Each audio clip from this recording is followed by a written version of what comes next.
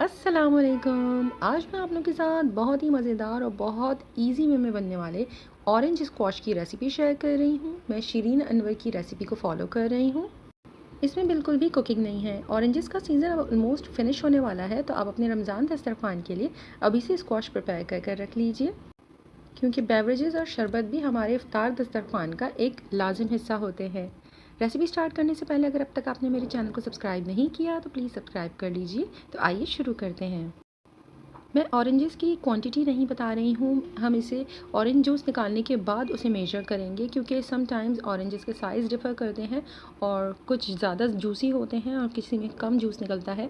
तो आप जितने भी ऑरेंजेस लेना चाहते हैं उन्हें ले लीजिए। उन्हें क्लीन करने के बाद आप इसका जूस एक्सट्रैक्ट करना है। मैं यहाँ पर मैनुअल जूस एक्सट्रैक्टर का यूज़ कर रही हूँ। आप अगर ब्लेंडर में इसका जूस निकालना चाहते हैं तो इसका छिलका पहले हटा लें और इसके तमाम बीज को भी रिमूव कर लीजिए, और इसके बाद तमाम ऑरेंजेस को ब्लेंडर में डालकर अच्छी तरह से ब्लेंड कर लें।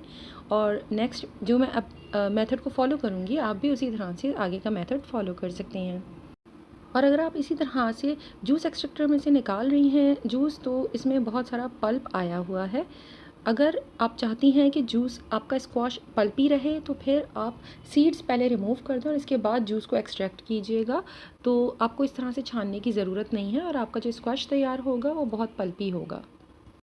मैंने इसी तरह से तमाम जूस को एक्सट्रैक्ट करने के बाद उसे अच्छी तरह से छान लिया था, ताकि इसके अंदर कोई भी बीज ना चला जाए। तमाम जूस को एक दफ़ा निकालने के बाद अब मैं इसे मेजर कर रही हूँ। तकरीबन ये 2.5 कप ऑरेंज जूस मेरे पास निकला है। आप इसे ज़्यादा क्वांटिटी में भी तैयार कर रख सकती हैं। फार्मूला बहुत ही सिंपल है। जितने कप्स आपके पास जूस एक्सट्रैक्ट किया है उससे हाफ़ क्वांटिटी में आप इसके अंदर शुगर ऐड कर दीजिए। बिल्कुल रेगुलर शुगर है। मेरे पास 2.5 कप जूस था तो मैंने इसके अंदर 1.25 कप रेगुलर शुगर ऐड कर दी है। और अब मैं इसे इतनी देर तक स्टर कर रही हूँ जब तक कि शुगर ऑरेंज जूस के अंदर अच्छी तरह से डिज़ोल्व हो जाए। शुगर बहुत ईज़िली और बहुत जल्दी डिज़ोल्व हो जाती है। सेम इसी तरह से आप लेमन स्क्वॉश भी बना सकती हैं, बट उसमें चीनी की क्वांटिटी मुख्तलिफ होगी।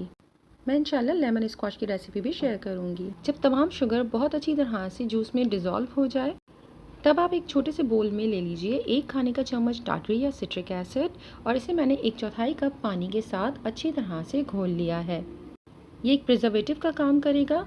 और अगर आप सिट्रिक एसिड या टाटरी यूज़ नहीं करना चाहते हैं तो इसकी जगह पर आप 4 से 5 खाने के चम्मच के बराबर लेमन जूस भी ऐड कर सकते हैं। जब टाटरी बहुत अच्छी तरह से पानी में डिज़ोल्व हो गई, तब मैंने उसे ऑरेंज जूस में ऐड कर दिया है और इसे भी अच्छी तरह से मिक्स कर लिया। अब आप इसे किसी भी स्टेरिलाइज्ड ग्लास जार के अंदर भरकर फ्रिज में रख दीजिए। 1 महीने तक बहुत अच्छा रहता है। लेकिन अगर आप इसे लॉन्ग टर्म के लिए रखना चाहते हैं तो फिर इसके अंदर आप प्रिजर्वेटिव ऐड कीजिएगा। मैं बहुत थोड़ी सी क्वांटिटी में सोडियम बेंजोएट एक प्रिजर्वेटिव होता है, इसका कोड E211 है और ये पंसार के पास बहुत ईजिली अवेलेबल है। मैंने 1/8 टीस्पून से भी थोड़ा कम लेकर उसे पानी में अच्छी तरह से डिज़ोल्व किया है और इसे भी जूस में शामिल कर दिया है और इसे अच्छी तरह से मिक्स कर रही हूँ। ये बिल्कुल ऑप्शनल है। अगर आप प्रिजर्वेटिव बिल्कुल अवॉइड करना चाहते हैं तो आप कर सकते हैं। ग्लास बॉटल्स को पहले अच्छी तरह से स्टेलाइज़ करने के लिए आप इसे गर्म पानी के अंदर कुछ देर के लिए बॉईल कर लीजिए और निकालने के बाद आप इसे एयर ड्राई होने दीजिएगा। इसे बिल्कुल भी किसी टॉवल या किसी नैपकिन से क्लीन करने की ज़रूरत नहीं है। और इसमें ऑरेंज जूस फिल कर रख दीजिए, और अगर आपने प्रिजर्वेटिव ऐड किया है तो नेक्स्ट डे से आप इसे यूज़ कर सकते हैं। अगर ये वीडियो आपको पसंद आए तो प्लीज़ लाइक शेयर और कमेंट कीजिए। मेरे चैनल को सब्सक्राइब करना मत भूलिएगा। अपना और अपनों का बहुत ख्याल रखें। अल्लाह हाफिज़।